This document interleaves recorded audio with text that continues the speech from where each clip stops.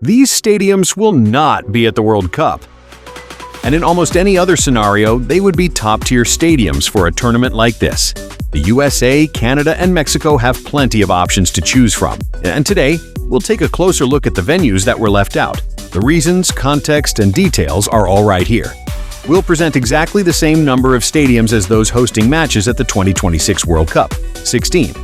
We'll start in Canada, then move on to Mexico, and finally spend more time in the United States. Let's begin this what-if journey. StadiumDB.com presents Not Chosen World Cup 2026 Stadiums, Canada, Mexico, USA. Rogers Centre, capacity 41,000, Toronto. In Toronto, the World Cup bid had two obvious candidates, but only one made it to the end of the race. Rogers Centre was designed primarily for baseball, with an unusual stand layout and poor sightlines in a soccer configuration. That's why the venue was eliminated at the internal selection stage in Canada, and Toronto is represented as a host city only by BMO Field. Olympic Stadium, capacity 56,040, Montreal. Montreal dropped out of the running to host the 2026 World Cup after the government of Quebec refused to provide funding for participation in the tournament, citing major budget losses after the pandemic. Canada Soccer confirmed the withdrawal in an official statement, thanking Montreal for its involvement. In the background, there was also the issue of the Olympic Stadium's enormous operating costs and the prospect of spending hundreds of millions more on modernizing its failing roof. Estadio Cuauhtémoc, capacity 51,726, Puebla. In the United 2026 bid, Mexico's host city package was built around only three cities: Mexico City, Guadalajara, and Monterrey. Because Puebla was not part of that official trio, the stadium effectively dropped out at the host city package stage rather than losing a direct stadium-to-stadium fight. Capacity-wise, the venue would likely have been acceptable for a World Cup venue, but the stadium's limited roof coverage could have been seen as a drawback from an operations and event experience standpoint. Estadio Jalisco, capacity 56,713, Guadalajara. In the Guadalajara area, there were two realistic stadium options, but FIFA's final venue package for the city is built around Estadio Akron. That automatically pushed Estadio Jalisco out, because the tournament structure favors one primary venue per host area to keep transport plans, security perimeters, training sites, media operations, and fan logistics centralized. Estadio Jalisco is also an older stadium compared with Akron, and for a World Cup, organizers typically prioritize the venue that is easiest to standardize to modern FIFA-level broadcast. Estadio Olimpico Universitario, capacity 63,186, Mexico City. FIFA confirmed that the 2026 World Cup opening match in Mexico City will be played at Estadio Azteca, locking it in as the capital's flagship World Cup venue. The Olympic Stadium is already outdated, and there was no chance it could compete with the Azteca in the World Cup race. But if Mexico were hosting more matches, the idea of renovating the stadium might have emerged. Soldier Field, capacity 61,500, Chicago. Chicago withdrew before the end of the selection process, concluding that FIFA's terms were too risky for the city.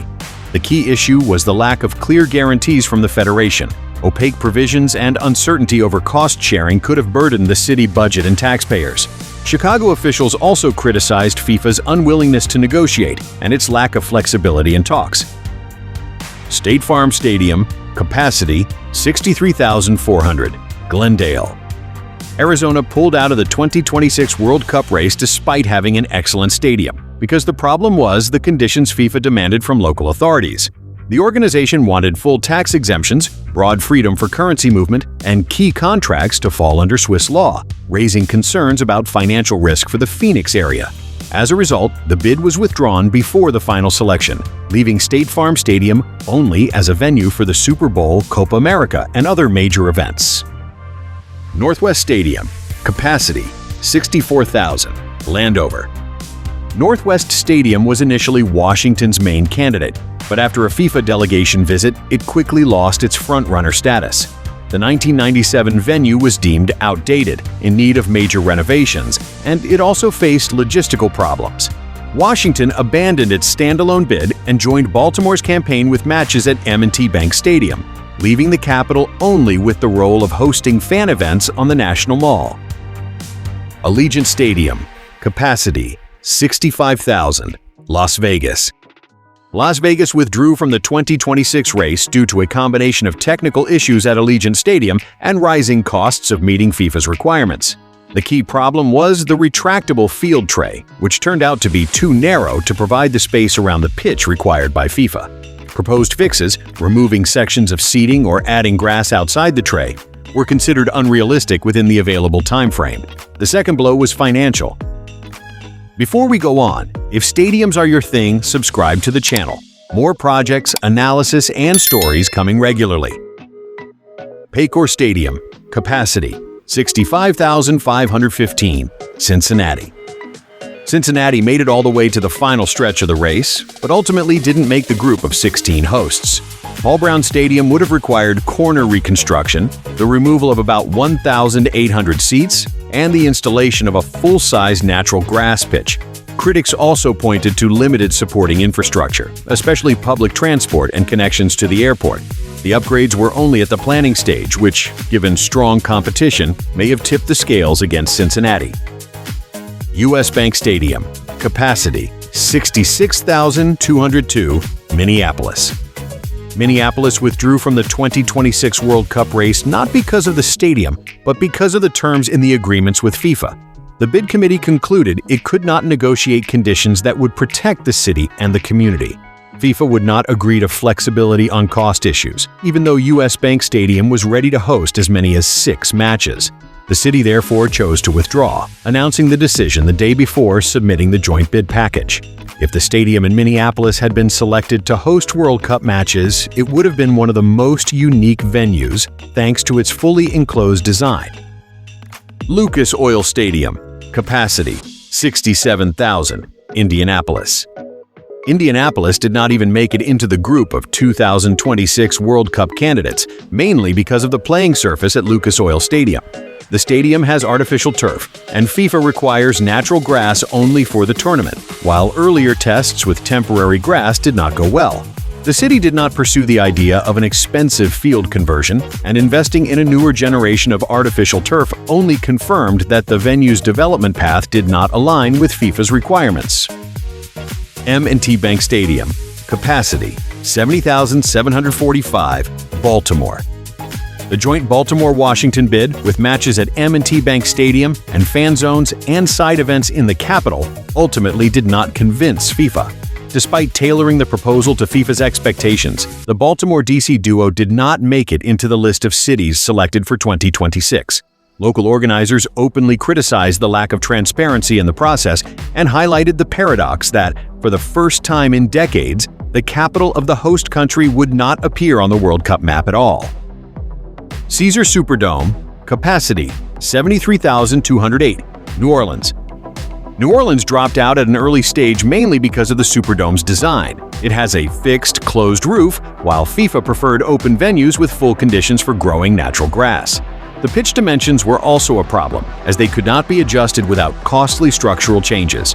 Another negative was the weak soccer market. No MLS club, a limited fan base, and geographic distance from other major soccer centers. If it had been selected for the World Cup, the venue in New Orleans would have been the most versatile stadium of the tournament, and the state of Louisiana would have earned host status. Bank of America Stadium, capacity 75,037, Charlotte.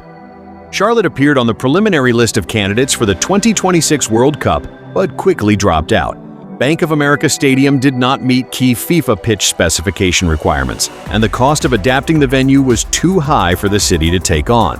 There were also doubts about the scale of local infrastructure compared to stronger competitors. As a result, Charlotte did not submit a full bid and was left out of the next stages. Empower Field at Mile High, capacity 76,125, Denver. Denver was seen as one of the favorites to host 2026 matches because Empower Field met capacity requirements and had hosted major events before, but in the end, the city's bid was too weak compared to the competition. Only about half of the required $40 million was secured. and the lack of full funding went along with concerns about infrastructure, an airport located far from the city, and an insufficient transport system.